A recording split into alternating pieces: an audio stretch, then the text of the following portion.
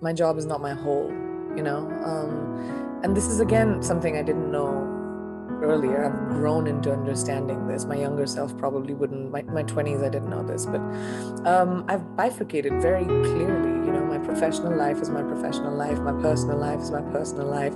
They meet in the middle sometimes because I'm a public person, but I still have an immense part of me that's not for public consumption, and it's not for anyone else but me. So that side of me is patient. That side of me has become, you know, calmer, a little bit more having, stable, maybe having my feet on the ground a little bit. But my professional self is still in a tizzy. I'm impatient. I want the next thing right now. I wake up in the morning thinking about my entire day and how I'm going to achieve every single thing at 0 to 60. And that works for that girl.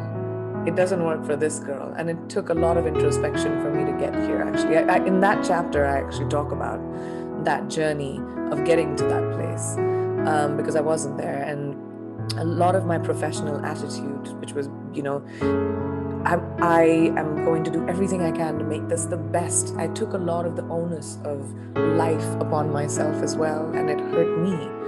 And and I didn't need to take the responsibility of life. Life happens, and we've kind of got to navigate it every single day, and live it for being on the right side of the truth and being a good person, and having joy in the day, because life is a gift, and it needs to be celebrated. And so my personal side of that Pri is real chill and loves life, and but the other girl, she's crazy. And I think it's natural as well. It is natural. Dichotomies are the most consistent things you'll see around. Nobody's one thing. No emotion is a singular emotion. You are at any given moment, and that's an actor thing, I guess. When you're playing a character, you have to think about everything that character is playing. You can't just be like, oh, this is an angry scene, I'm going to just be angry and yell my eyes out. Yell my throat out. That's not a good actor. You're not even scratching beneath the surface. The actor who thinks about, oh my gosh, I'm getting late, or I have to have this conversation, it's also cold, and I'm like mad about whatever last week, my job, I got fired. You've got to think about all of those elements. So in the same way, in life, we never have to choose one thing. So that we need to take that pressure off of our backs, that you don't have to be on one solitary journey. You can choose to be on any journey at any time. You can choose to feel, as long as you take the pressure. We put too much pressure on ourselves to function. We create boxes and glass ceilings for ourselves because we're like, oh, this is the only way I can be, and that's how you're successful. There's no black or white in the world. Everyone lives in grays. To have courage of conviction.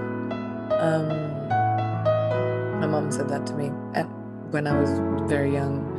She said, if you're going to tell the truth or if you're going to tell a lie, just know that, whatever you do, you have to stand by it. The good, the bad, the ugly. It's all yours. All over the world. Oh my gosh, everywhere. That's like such a basic right and need for a human being to just live. And, I've done, obviously coming from having grown up in India, but also I've worked with kids around the world with UNICEF. And it's like, that's gotta change. A hungry child it's not right. It's not natural. And I'm not saying that, each person needs to empty their wallets and like make a difference to the world.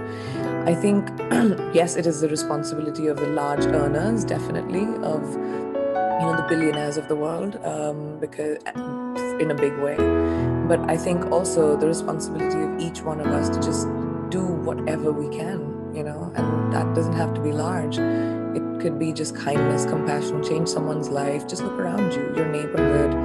Just that itself will be helpful. As a kid, my mom told me, no matter how badly off you are, how bad your circumstances are, someone's worse off than you. that's just the truth of the